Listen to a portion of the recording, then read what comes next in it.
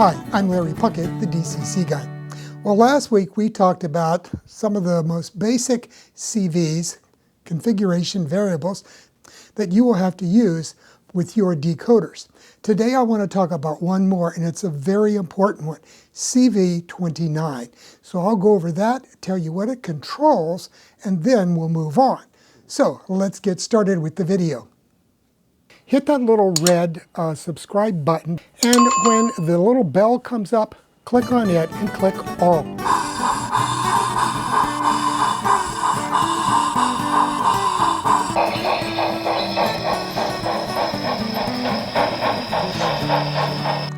Okay, let's get started with our look at CV29. But first, let me explain. What I've been doing here is moving through a progression of videos on programming basic CVs.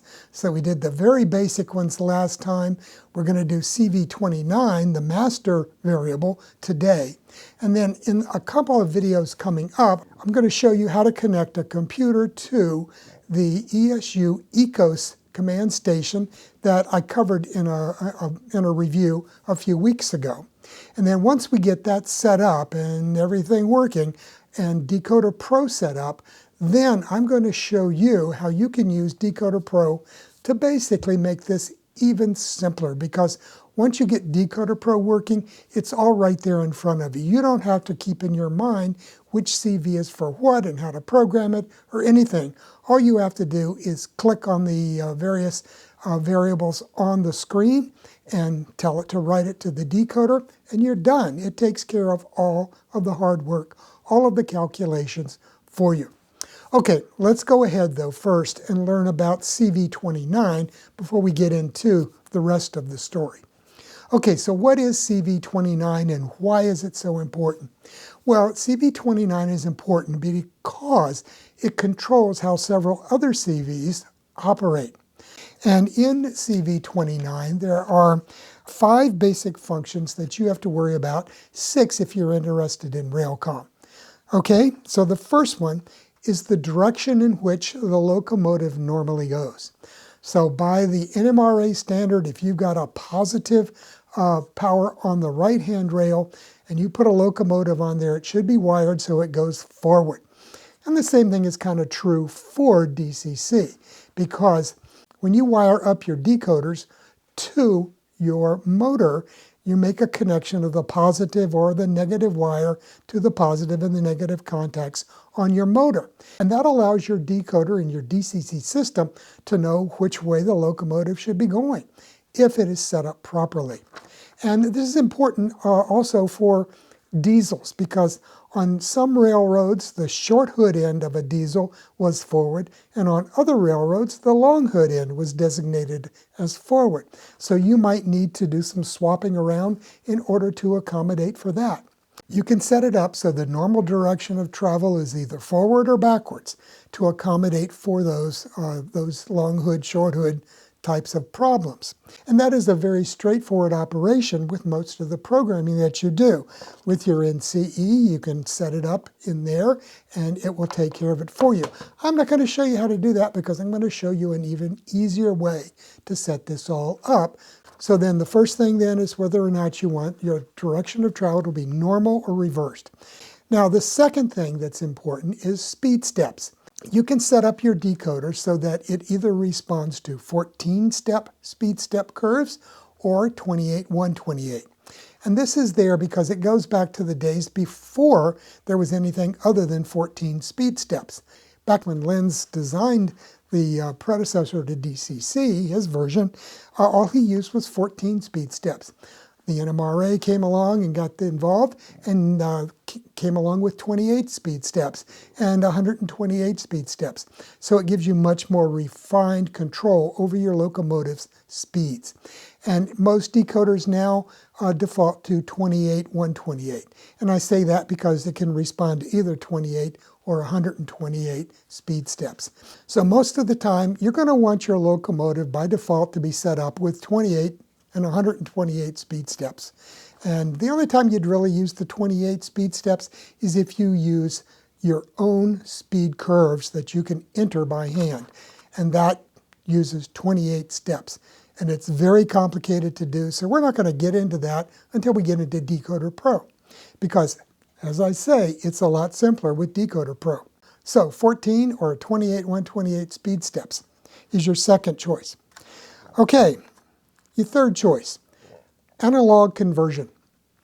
And you'll see it referred to as different things, but basically it means if you put the locomotive on a DC-powered track, the decoder will recognize that and it will respond to your throttle commands with DC.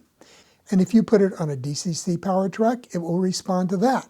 So it can go either way. Makes it very useful. However, there is a problem with that. You do not want that turned on most of the time.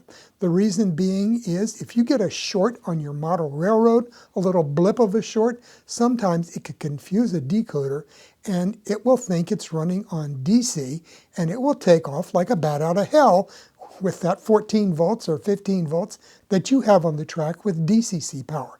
So you have to be aware of that. So I recommend turning analog conversion off in your decoders, and that will prevent these runaways that occur when you get momentary shorts on the layout. Another one, and that is the type of speed tables that are used by the decoder. Now, you can use the standard 3-point speed table that I talked about last time in the other video, and that uses CVs 2, 5, and 6 to create a 3-step table. And it works 99% of the time for what you're going to need. However, if, as I said a moment ago, you decide to use those customized 28 speed step tables, then you can turn that on in CV29. So you have the choice of either going with the standard 3-step speed tables or switching to your customized 28 speed step tables. And we'll get into the finesse of that later on when we get into Decoder Pro. Another important thing is the address. Which type of address do you want to use? Do you want to use the short 2-digit address that you entered into CV1, or do you want to use the longer 4-digit address that you entered previously? And you can make that choice very quickly by how you set CV29. Now, finally, as I said before, CV29 also controls whether or not Railcom is activated in your decoders, but that only affects decoders made by ESU, such as the Loc Sound and the Loc Pilot, and a few decoders made by TCS. Now, if you're in Europe, you're probably saying, well, we do that a lot with Zemo and various other decoders over here. So that's true. And there are some Zemo decoders starting to appear in the US. So if you've got a Zemo decoder, a Loc Sound decoder, and some TCS decoders, you might want to turn Railcom on. In addition to CV29 turning Railcom on, there's also some features in CV28 that need to be turned on. And I'm not going to go down that rabbit hole because it gets very complicated, and the only place I've ever seen it explained is in the ESU Loc Sound decoder manual. So if you got a Loc Sound decoder, dig out your manual and go back to the back of the darn thing, and it will tell you about CVs 29 and 28 with respect to Railcom. For 99% of you guys, it's not important. Okay, now as I said, I'm going to show you a quick and easy way to just sidestep all of that stuff. And that's with this table right here. So let's take a quick look at this. And let me say that I got this out of an older Digitrex manual, and it's a great table. And I have a copy of this loaded on my website, and I have put the website in the description. So you can go to the description, get that website address, and you can download your own copy of this table to use. So let's take a look at this. So if you look at it, you'll see that there's a list on one side of CV values from 0 to 55 in that column.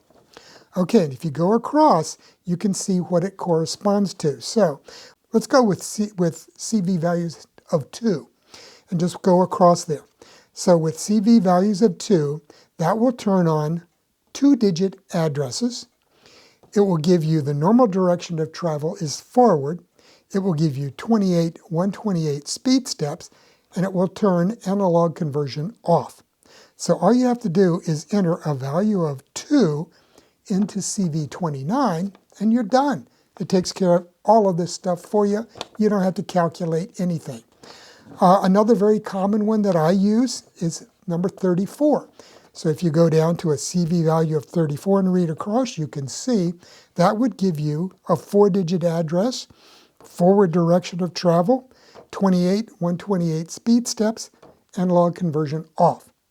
And you can just pick and choose any combination you want and enter that corresponding value of the CV from column 1 into CV29 using your NCE throttle or any other throttle that you happen to be using. But again, in a coming video within the next week or two, I'm going to be showing you how to use Decoder Pro to just pick and choose what you want, and it will calculate everything for you. So it makes it so much easier to do all this stuff. But this is a great little table to have around in case you quickly need to make a change in one of these functions. Okay, so that's it for today. This is a short video. CV29 is fairly straightforward. It does sound complicated, but using this great little table cheat sheet here, you can look up what you need and enter one value into CV29, and it takes care of everything for you. You don't have to go through a bunch of steps. You don't have to fire up your computer or anything like that. Well, that's a wrap for today's video. Hopefully, I've given you everything you're ever going to need to know about CV29. It's pretty basic, but it's very, very important. And as you'll see in next week's video, there are a lot of easy ways to go about programming it other than using this chart and entering it using a throttle.